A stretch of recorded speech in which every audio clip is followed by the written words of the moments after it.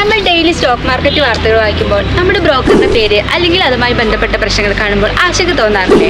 എന്താണ് നടക്കുന്നത്? എൻ്റെ പണവും ഓഹരികളും സുരക്ഷിതമാണോ? അങ്ങനെ പല ആശങ്കകൾ വരാം. ഈ സാഹചര്യത്തിൽ എന്താ ചെയ്യേണ്ടത് നോക്കിയാലോ? എന്നാൽ നിങ്ങളുടെ ഓഹരികൾ സുരക്ഷിതമാണ്. ബ്രോക്കർ അവ നേരിട്ട് കൈവശം വെക്കാറില്ല. PDSL NSDL എന്ന സർക്കാർ നിയന്ത്രിത ഡിപ്പോസിറ്റുകളിൽ ഇലക്ട്രോണിക് രൂപത്തിലാണ് സൂക്ഷിക്കുന്നത്. അതിനാൽ തന്നെ ബ്രോക്കർക്ക് പ്രശ്നമുണ്ടായാലും ഓഹരികൾ എളുപ്പത്തിൽ മറ്റൊരു ബ്രോക്കറിലേക്ക് മാറ്റാം. ഇനി പണത്തെ കുറിച്ച് നോക്കിയാലോ? ക്ലയന്റ് പണം പ്രത്യേകം സൂക്ഷിക്കണം എന്ന നിയമം ഉണ്ടായിട്ടും ചില ബ്രോക്കർമാർ അവ ലംഘിക്കും.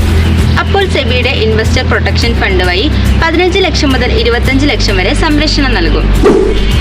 ഇനി ഇത്തരത്തിലൊരു പ്രശ്നം നേരിടുമ്പോൾ ചെയ്യേണ്ടത് ആദ്യം സെബിയിലോ എക്സ്ചേഞ്ചിലോ നഷ്ടം ക്ലെയിം ചെയ്യാൻ അപേക്ഷിക്കുക. ഔദ്യോഗികമായി പരാതി നൽകുക.